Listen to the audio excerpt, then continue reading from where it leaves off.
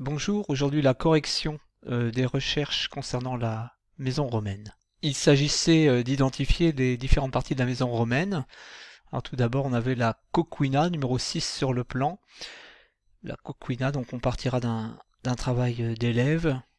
La coquina, aussi appelée coulina, la cuisine comportait un accès à l'eau, un four, et des plaques de cuisson. C'est bon. La taberna est un local commercial à usage commercial, à la vente de produits, le plus souvent, tout à fait. Donc, elle appartient au propriétaire de la maison. L'impluvium, en numéro 1, c'est le bassin dans lequel s'écoulent les eaux de pluie, qui sont recueillies par le compluvium, cette partie du toit, donc qui était en numéro 8. Donc on fait les deux en même temps.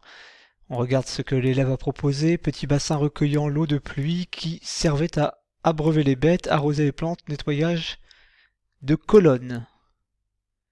Donc là, on est tout à fait dans une définition complète. Bon, même si sur ce schéma, on a du mal à imaginer des bêtes venant s'abreuver.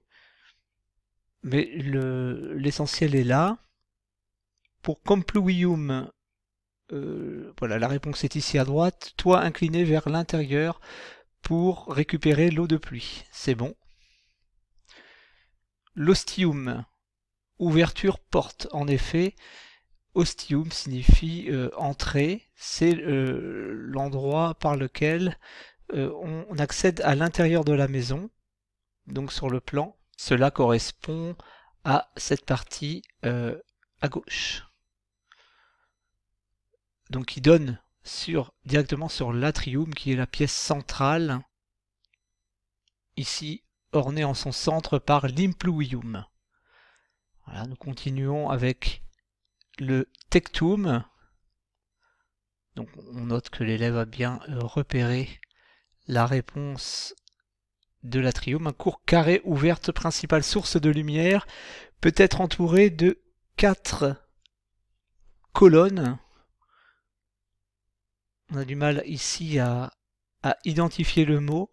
Toit incliné vers l'intérieur pour récupérer l'eau de pluie. Donc ça c'était bon. Alors, cet élève n'a pas trouvé le sens du mot tectum, c'est toiture ou toit. Alors pour le tablinum, l'élève propose bureau du maître de maison, pièce centrale, près de l'atrium, en effet c'est le bureau bibliothèque, éventuellement lieu de rencontre officiel, professionnel. Le jardin peut également faire partie de la maison romaine dans ce qu'elle comporte de plus luxueux. On le voit ici avec le lararium, ce petit laraire. Alors, quelles sont les particularités de ce lararium? Hôtel ou sorte de petit sanctuaire destiné au culte des lars, les dieux du foyer. C'est très bien. Hortus, jardin privé où les habitants de la maison venaient se reposer, se promener, en effet. On connaît les agréments d'un jardin. Cubicula et non pas cubilula, chambres à coucher. Oui, c'est ça, très peu meublé. La chambre, en effet, apparaît souvent comme une pièce de petite dimension chez les Romains. Donc les cubicula, nous les avions en numéro 8. Donc une porte qui donne sur un cubiculum. Ici, encore une chambre. Là aussi, une pièce vraiment restreinte, et il nous manque le triclinium qu'on aperçoit, et on devine bien qu'il s'agit de la salle à manger, la pièce aux 3 banquettes. Triclinium, c'est bien sûr, c'est la pièce où l'on prend son repas quand on est un Romain aisé et qu'on possède ce genre de domus.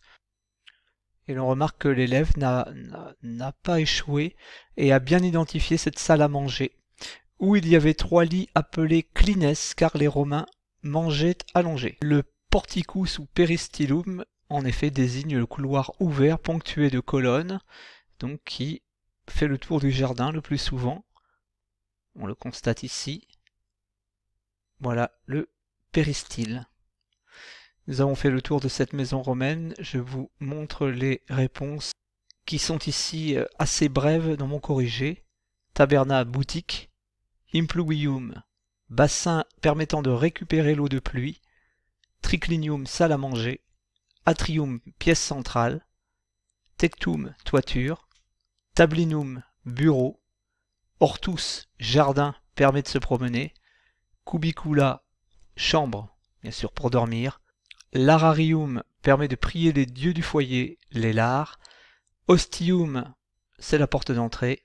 Compluvium, récupérer les eaux de pluie au niveau de la toiture. Et le péristyle, qui permet de se promener en étant protégé de la pluie ou du soleil.